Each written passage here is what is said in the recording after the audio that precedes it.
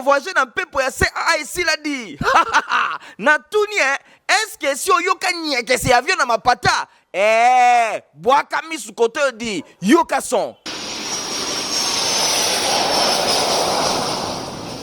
Bilengi ya kovoyager na CAA ezongi ba Congolais bayeba ye mosepelisidi. CAA abamboli lisusu mbodi Lubumbashi jombo yetu. Vol Kinshasa Lubumbashi ya ezongi na CAA. 8 fréquences mokoka par semaine. Désormais, chaque mardi, Kinshasa Lubumbashi, 7h45, 11h15. Vendredi, Lubumbashi Kinshasa, 12h40, 14h10. Dimanche, des vols la journée, Kinshasa Lubumbashi, 13h50, 17h10. Lubumbashi Kinshasa, 17h55, 19h15. Et bongo chaque samedi, et 4 vols mokoka la journée, Kinshasa Lubumbashi, 7h45, 11h15. Lubumbashi Kinshasa, 12h40, 14h10. Kinshasa Lubumbashi, 15h30, 19h juste.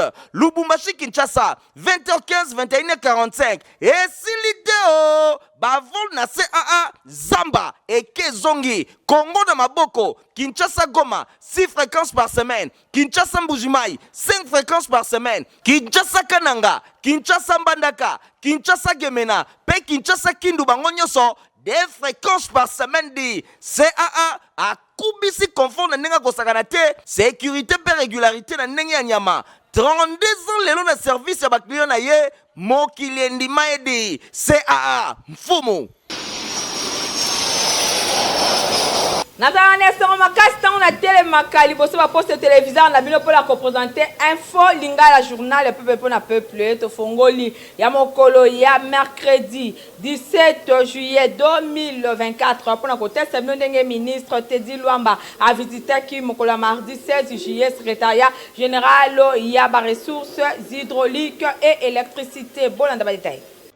Visite ezalaki pona ko évaluer fonctionnement ya ba divers services relevés na responsabilité na ye ministre ya ba ressources hydrauliques et de l'électricité Teddy Luamba a visité ki secrétariat général ya ministère na ye visite yango elandamaki na ba réunion oyo azalaki nango na délégation ya secrétariat général pe syndicat ya ba ressources hydrauliques et de l'électricité kuna na bureau na ye bo sengeli koyeba ke cérémonie au Salemaki, la secrétariat général, ministre a examiné qui bas conditions de travail ya ba cadre, pe ba agent et administration publique. Beaucoup tani oyo et permettra qui Teddy Luamba a koutana na ba personnel pe ko comprendre ba conditions de travail na bango. Ko zwana e maloba na tribune, ministre a exprimé engagement na ye ya ko trouver ba solution pour na ko améliorer fonctionnement ya secrétariat général a souligné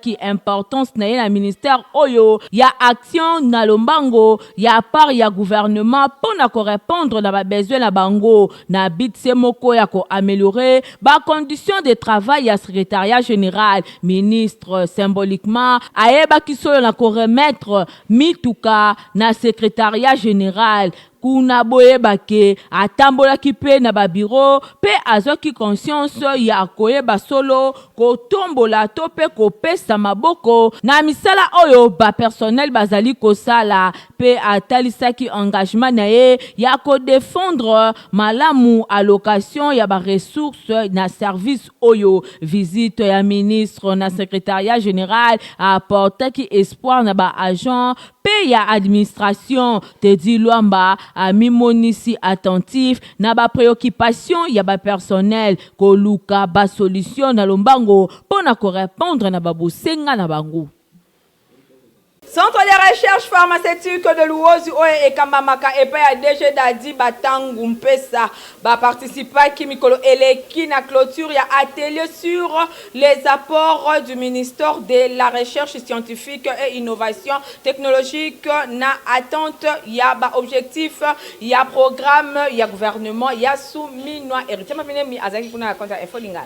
Centre de recherche pharmaceutique ya Luozi, CRPL na Mukuse, ezalaki bongo représenté et pas ya directeur général na yango, pharmacien Dadi Batangu Mpesa, ezalaki bongo na clôture ya atelier sur les apports ya ministère ya recherche scientifique et innovation technologique na atteinte ya objectif ya programme ya gouvernement souminois elekaki bongo na hôtel Fleuve Congo le 24 juin 2024 et pai wapi tomonaki bongo centre de recherche pharmaceutique ya Luozi et participaki na atelier oyo activement ezalaki pe na présence ya premier ministre Judith Suminwa Tuluka oyo azwaki maloba pona ko clôturer atelier oyo esalemaki boka ndenge Judith Suminwa Tuluka alobaki. Comme on l'a vu, le chef de l'État, son Excellence M. Félix-Antoine Tshisekedi, président de la République, a porté particulièrement au cours du conclave l'année dernière cette question de recherche scientifique et innovation, et il l'a mis en termes de priorité dans ses engagements qu'il a pu dérouler au moment de son investiture. Et partant de là, au niveau du programme d'action du gouvernement qui a été investi par l'auguste Assemblée nationale le 11 juin, ou je dirais plutôt le 2 juin très tôt le matin, question qu'on puisse bien analyser cela avant de pouvoir prendre les décisions idoines en Conseil des ministres. Donc je vous encourage de le faire le plus rapidement possible et ça prouve que notre programme d'action n'est pas juste un programme théorique mais qui sera effectivement mis en œuvre avec la contribution du secteur scientifique.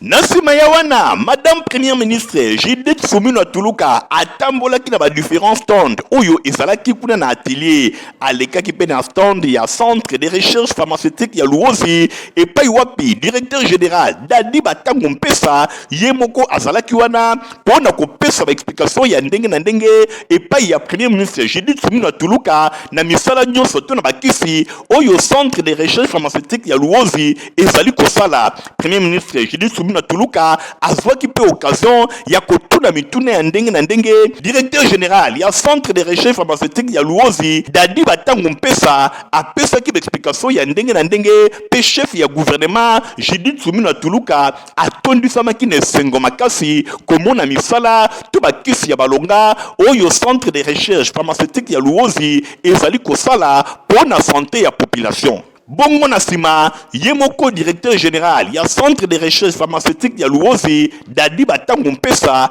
alobaki boye na micro ya Info Lingala. Je crois que la crème intellectuelle congolaise, en général, est très satisfaite par la visite de son Excellence, Madame la Première Ministre, à l'occasion de la clôture de cet atelier. Et je pense qu'il y a une nouvelle volonté politique dans notre pays qui s'installe. Le président de la République, à travers son gouvernement, est en train de vouloir vraiment accompagner le secteur de la recherche scientifique. D'ailleurs, nous venons de passé par un merveilleux conclave. En août de l'année passée, il y a eu le conclave du génie scientifique congolais et je pense qu'il y a une décision qui n'a jamais été prise en RDC. Le gouvernement de la RDC a décidé d'augmenter pour cette année le budget consacré à la recherche. Donc on va atteindre un peu plus de 3% et je pense que ça serait une très bonne chose. On était à moins d'un pourcentage très bas et à ce jour, le gouvernement a pris d'autres décisions et je pense que c'est une exception. C'est du jamais vu en RDC.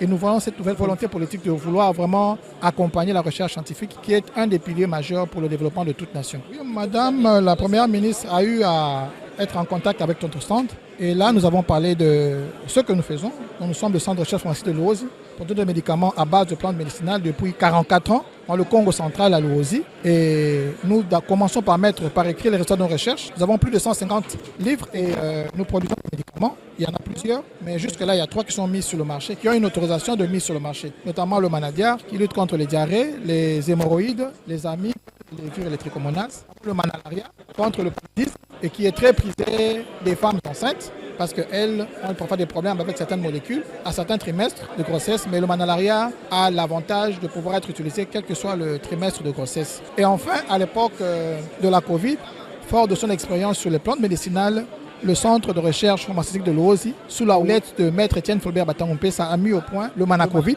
C'est un médicament qui a vraiment sauvé beaucoup de vies et qui a même évité l'hécatombe tant prédite par certains milieux. Ce médicament a traité tous les cas de Covid et il a été efficace sur les 300 premiers sujets atteints de la Covid-19 qui ont été traités. Et je crois qu'il y a eu de très bons résultats. Il a guéri tous les stades de la Covid. Na occasion, il y a anniversaire de pasteur Ringo mambote ya église Amos la force de faible à kenda kibongo mokola mercredi 17 juillet na orphelinat source de vie oyo ezwami kuna na commune ya Makala epai wapi apesa ki badon ya ndenge na ndenge Igor Mtingi héritier Mapindemi ba accompagner qui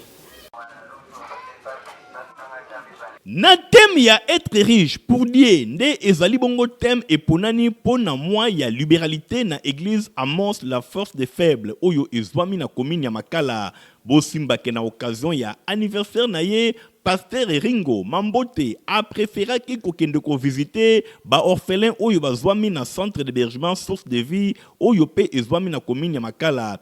Bosimbake église Amos la force des faibles ezali bongo dirigé na représentant légal docteur apôtre Ribens Simbi. Boyeba préféré ki orphelinat oyo pona kosunga bana oyo na ndenge bazali konyokwama bakufela maboti. Bosimbake pasteur akendaki maboko pambate Pasteur Ringo Mambote elongo na délégation na ye bamemaki biloko ya ndenge na ndenge pona kosepelisa bana oyo nyonso bazwami na orphelinat, surtout que juillet ezali mois ya libéralité. Bakendaki na baketch bilamba basaki ya semoule savon loso miliki ba biscuit baji pe biloko ya ndenge na ndenge nyonso kaka pona kosunga bana oyo bazwa mwa eloko ya kolia. Na micro ya Info Lingala yemoko Pasteur Ringo Mambote alobaki boy. Lelo ezaki mokolo ya esengo to sepela ensemble na bana na biso.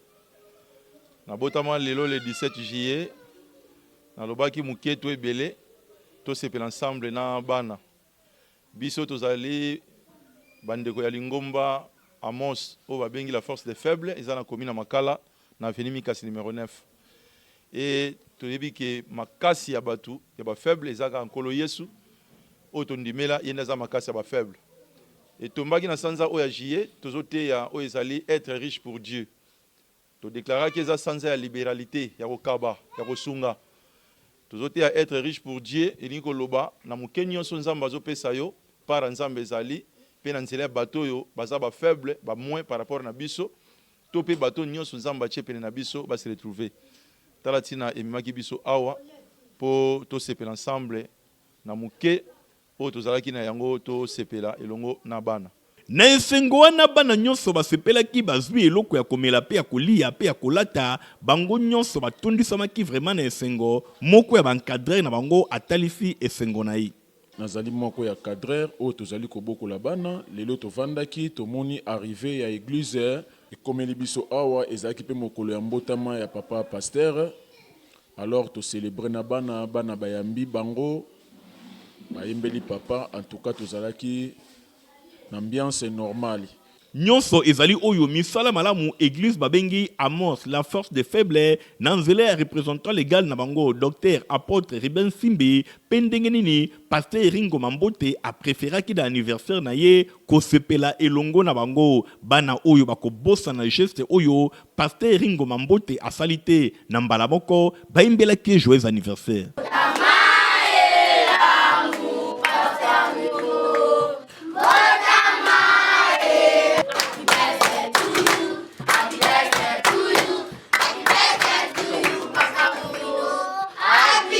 Visionnaire complexe scolaire Mama Pemba honorable Neron Bungumbungu a salisaki réunion na ba administrateur ya complexe scolaire Mama Pemba pour na kosala évaluation ya année 2023-2024 Nathalie Kaila la Dilande.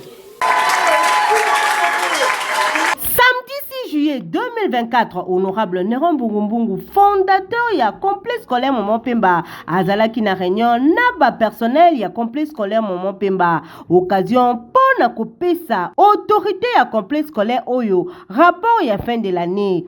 Honorable Neron Bungumbungu apesa na tour na yepe ba directif pour na année ya sika. Na réunion oyo, coordonnateur ya complexe scolaire Maman Pemba, préfet, madame la directrice ya maternelle, cordon ya atelier ya fondation Neron Bungumbungu, bapesa ki rapport na ndenge ba fonctionner pour l'année scolaire 2023-2024.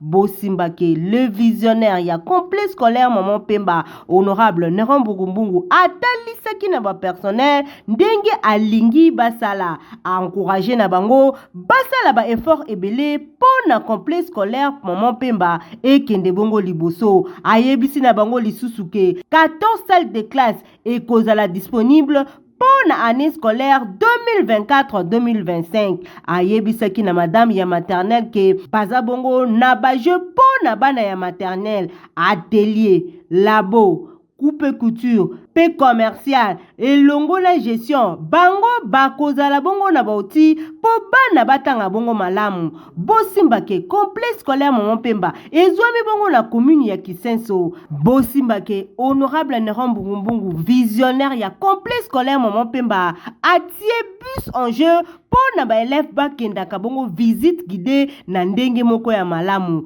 Na miko ya Info Lingala, coordonnateur Timba a précisé. Le 2 juillet, tosilisaki na bana nyonso ya classe, banda maternelle, primaire na ba humanité. Lelo, mukonzi a invité biso, poto solo la makambo etali, ndenge nini tosilisili mbula. Tobandi, na direction maternelle, balobi makambo nyonso na ebandeli tina suka. Tokoti na primaire, ti na ba humanité. Constat tosali mbula esili malamu. Mais eloko tosepeli ni aye ko bakisa biso makambo comme si yepe aza pédagogue, yepe aza psychologue. En tout cas tosepeli ndenge mokonzi asaleli mayele oyo tata nzambe apesi. Tobondeli apesi biso makambo tosengeli kosala mpona 2024-2025 avant mbula ye banda puis esila. Apesi biso makambo mosusu ndenge nini tosengeli kosalela mpona inscription eleka kitoko. Maman papa, moto nyonso avandi nzinga ya commune ya Kisenso, complet scolaire Maman Pemba, école kitoko pona mwana na yo azwa formation ya qualité. Awa atelier nyonso eza kitoko. Jésus-Christ est le secours qui ne manque jamais. Nde ezali bongo thème oyo ekozala exploité na 3 jours ya campagne d'évangélisation oyo ezali organisée na communauté mondiale des élites de Christ plutôt ba détail bolandango elongo Stéphane Skande pe Francis Kanza Lokoka. Nous avons un Dieu qui n'emprunte pas les chemins de tout le monde. Kasango malamu na memeli bino, communauté mondiale des élus de Christ, église chrétienne, assemblée de Ngaliema, komek na mokuse, babengisi bino, na campagne d'évangélisation, oyo tem nango ezali, Seigneur Jésus-Christ est le secours qui ne manque jamais, et pas wapi, orateur ekozala, yemoko pasteur Mouland Godefroy. Salon bana nzambe tozali église ya chrétien assemblée de Ngalema toza ko bongisa mibange ya milulu eza ko sala mamukolo ya boya ebele to kokumisa pe to kosandra kombo na nzambe. Amen. Ah oui, boya ebele mama pam tamaka kozala wana. Sinanga tongwanga. Mike Florbe a kozala na boya tellement ebele nzambe azali na bino. Muke na ko inviter beno ba camarade ba papa ba mama ba ntwenya beno kuiza. Mukuye tubariki Mungu ensemble mukuye. Bana chisansa loi twimbi ya nzambi wa bukola bonso. Ba mama ndi ba mona ki miseko ya Yesu. Nzamba zana posa na bino ba mama boya to sangana ba témoignage ezali o biso moko to vivra pe to continuer ko vivre. To bengisi bino ba mama boya yo. Nini campagne oyo ekobanda dite au 4 août 2024 kuna na terrain ponte oyo ezwami na Kamunganga, référence wenze ya Kamunganga na Binza Ozone. Bana Ngaliema, bana Kitambo ya Bandalungwa pe ya nzinga bobengami na campagne d'évangélisation oyo ngai na kozala bino pe boloba bokozanga te o. Tu peux arracher la guérison, tu peux arracher l'élévation, on va même compris.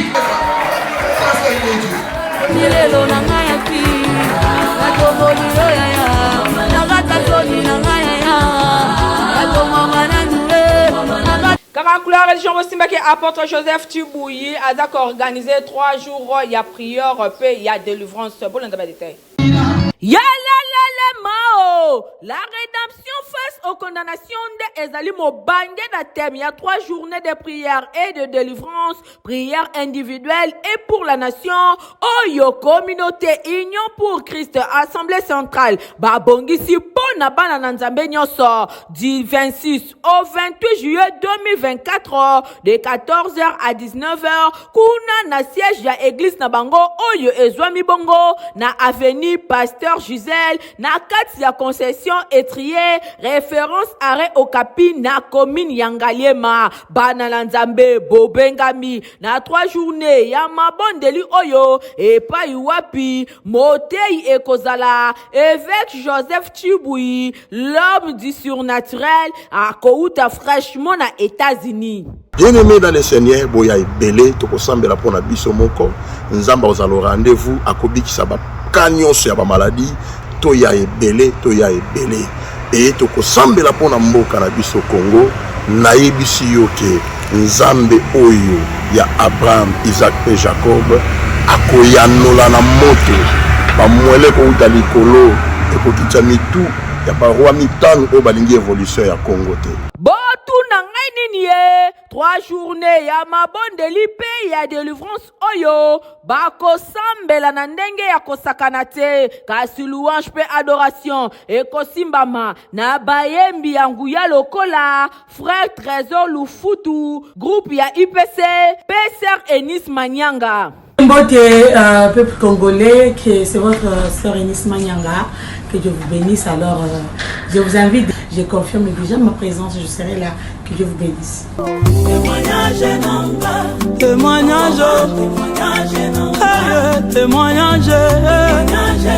Bokanisi esili nono na bayembi tokoza l'appel lisusu na frère Paul Bakenda. Et pourtant nasina bungisaki elikia nanga wala mwazame ebilisa baganga wala mwazambo yo ebilisa yo bana na nzambe bobengami na 3 journées de prière et de délivrance oyo epai wa pikolo akomi monisama na ndenge ya kosakana te yo moto zala ba problème kilikili yaka kolela na présence nzambe akodécharger ba fardeau yoka du 26 au 28 juillet 2024 de 14h à 19h na avenue Pasteur Gisèle na concession étrier référence arrêt Okapi na commune Yangalema oza mobimba boya kolo akosala na ndenge ya kosakana te. Compagnie africaine d'aviation CAA abimisi horaire na ya sika pour na vol na ba différentes provinces ya République démocratique du Congo. Qui a dit que bilingue ya voyager na pepo ya CAA ici l'a dit. Na tuni est-ce que si oyoka nyeke se avion na mapata boaka misu kote di yoka son. Bilengi ya voyager na CAA ezongie ba Congolais baye mosepelisidi CAA abamboli lisusu mbodi Lubumbashi jombo yetu vol Kinshasa Lubumbashi yake ezongi na CAA 8 fréquences mokoka par semaine. Désormais, chaque mardi, Kinshasa Lubumbashi, 7h45, 11h15. Vendredi, Lubumbashi Kinshasa, 12h40, 14h10. Dimanche, des vols na journée, Kinshasa Lubumbashi, 13h50, 17h10. Lubumbashi Kinshasa, 17h55, 19h15. Et bongo chaque samedi, et ngaye, 4 vols mokoka na journée, Kinshasa Lubumbashi, 7h45, 11h15. Lubumbashi Kinshasa, 12h40, 14h10. Kinshasa Lubumbashi, 15h30, 19h juste. Lubumbashi Kinshasa, 20h15, 21h45. Et si l'idée bavol na CAA Zamba et Kezongi, Congo de Maboko, Kinshasa Goma, 6 fréquences par semaine. Kinshasa Mbujimai, 5 fréquences par semaine. Kinshasa Kananga, Kinshasa Mbandaka, Kinshasa Gemena, Pe Kinshasa Kindu Bangonyoso, des fréquences par semaine dit CAA a kubisi confort na nenga kosakana te sécurité pe régularité na nenga nyama 32 ans lelo na service ya bakliyo na ye mokili endima edi CAA mfumu. Bambouteillage ya mikolo oyo na ville province ya Kinshasa mingi penza ko banda na pont Mateteti na ba commune ya nzinga ya Tsangu ezali makasi toyebite soki eza kindokito nini Héritier Mapinde. District ya Tsangu, population azali konyo kwa manandenge ya kosakana te, ba embouteillage oyo ekomi mikolo oyo surtout na pokwa kobanda 18h mata ekomi lokola kindoki ezali kobanda na po matete population ya Tsangu bazali kotambola kaka makolo lokola bato bazali kokima guerre kasi nzoka nde embouteillage baso de mouton oyo esalema epesa na yango résultat ya malonga te. Donc chaque jour likambo ya embouteillage ekomi pain quotidien pour la population avandi na Tsangu na micro ya Info Lingala boyoka ndenge balobi. Étudiants souffrir cette fois-ci que c'est le peuple d'abord on est en goyo notambola makolo dollar ko to kuzolo batati na 30 tito ko ba décembre to kondia ko na 40 to bandi banda 7e miri papa tito traverser kimbuta makolo papa sai bo hotel so bakambo oyo transport ezate papa tozonyoka makolo film c'est qu'on filme pour les transports de Kolangai ko banda ville to koma o koma na recevoir azobelela o 200 300 où est le gouvernement. Chaque jour, kotambola makolo boye ezali kopesa pasi na ndenge ya kosakana te. Entrée ya Petro Congo, entrée ya Njili quartier 1, entrée Kimbuta nyonso ekomi pasi pona kolongwa po matete okoma ata na Kimbuta na quartier 1 na commune ya Njili esengeli kozala combattant.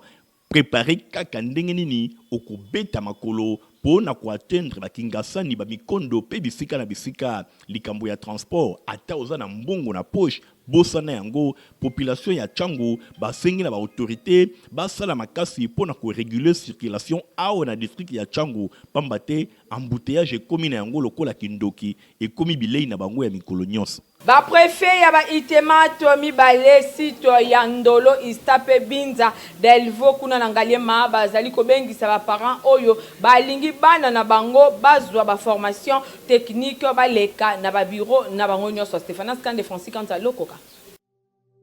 Kinshasa boyo kasangola memeli bino na oyo etali bongo ba formation ekuba na domaine technique ya solo ya ngonde esalaka ke ba benga bana na bino ba ingénieur yoka pona année scolaire 2024-2025 Institut technique de météorologie aviation et télécommunication itemat Ndolo Ista pe itemat Binza Ista na Delvo na commune ya Ngaliema bazali kobengisa ba parents nyonso ya Kinshasa pe ya ba province ya RDC oyo bana na bango bazali na ba ambition ya kolanda ba formation na ba domaine technique lokola aviation civile, mécanique générale, mécanique automobile, électricité générale, construction générale, météorologie et électronique oyo na kati na yango bokozwa 3 options totangi radio transmission, commutation, bakisa électronique industrielle, cours ya anglais, pe informatique ezali na pointe. Po bana na bino bazala ata na susi mokete na mboka ya bapaya. Bano batanga kawa ba kosilisa wa bokoki komona bango ebele sur le marché. Tango ba aussi sa classe na bango na domaine nyonso.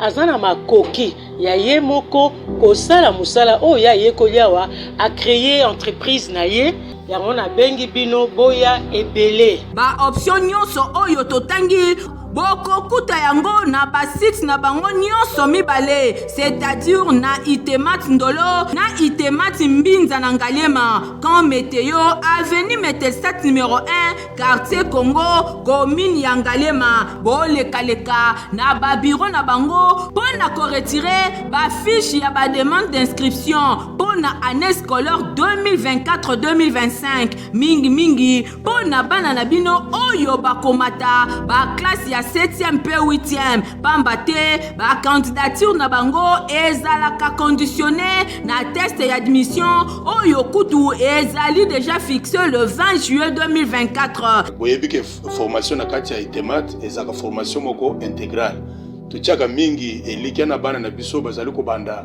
classe na 7e 8e mais formation na bango ebandaka partir ya informatique na anglais nde tupesaka mise à niveau ya bana mpona technicien actuellement selon la nouvelle technologie sengeli mwana maîtriser anglais na informatique et puis tokei mpe kosignaler bapratique oyo ezali kosalema na badifférents domaines techniques na biso. Je pense yo moko moni ndenge tosili koyamba laboratoire ya simulation ya bavol mpona bana section aviation civile na baatelier mosusu. Je pense nde mabongiso tosili kobongisela baboti po ete baya na lombangu le 20 juillet déjà inscription et premier test kosalema ya inscription na kati ya itemat istal. Pour la bana na bino bazala na santé kitoko potopoto eza se moko Protiva. Ah merci Yabouine bana nyonso baza kolinga à la pochette.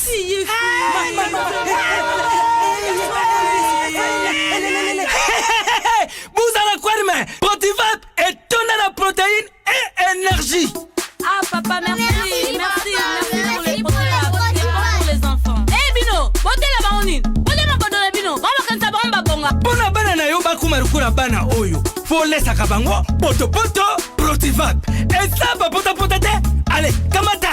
Bon appétit. Bana nyeso ba yaka Protivap. Ah bah si kulia ya bango Protivap. Ba bandi ba danser na bango ya ba bébé pro. Tala.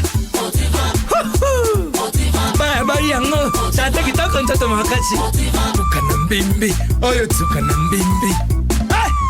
Makusa. Protivap. Poto kitoko pona ba bébé pro. Tozana communiqué écologique moko abona na lecture nango.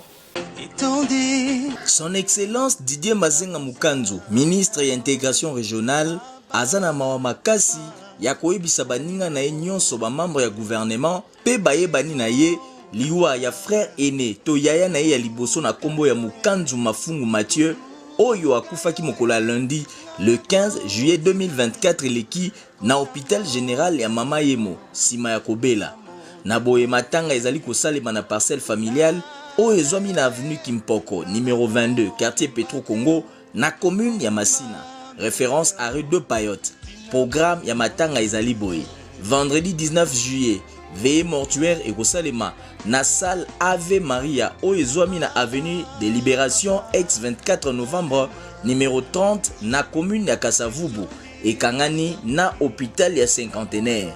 Boye samedi 20 juillet na ba 9h nde levé ya corps tope kobima nzoto ya mowei ekosalema bongo na morgue ya hôpital ya cinquantenaire exposition pe recueillement na yango ekosalema na salle Ave Maria.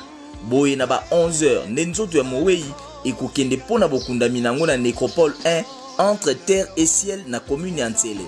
Tika ete liyebisi oyo ekomela bato nyonso bayebaka papa Mukanzu Mafungu Mathieu, frère aîné ya excellence Didier Mazenga Mukanzu.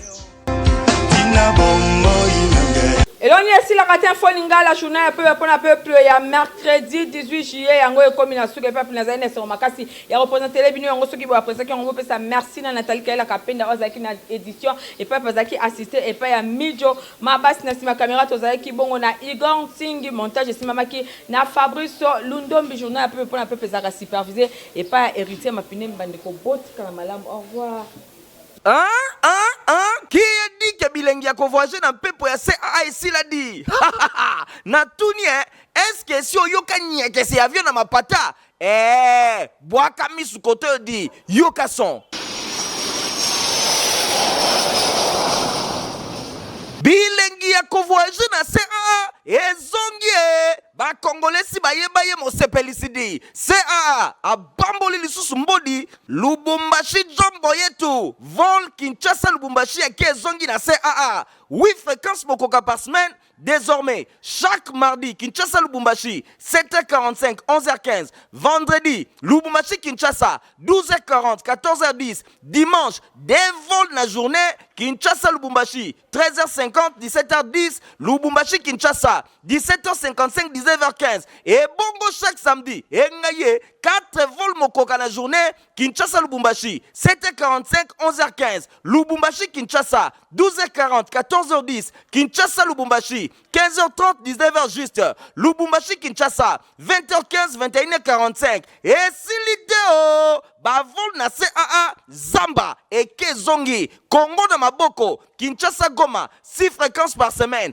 Kinshasa Mbujimai 5 fréquences par semaine Kinshasa Kananga Kinshasa Mbandaka Kinshasa Gemena pe Kinshasa Kindu bango nyonso 2 fréquences par semaine di CAA a kubisi confort na nenga kosakana te sécurité pe régularité na ndenge ya nyama 32 ans lelo na service ya bakliyo na ye mokili endima edi CAA mfumu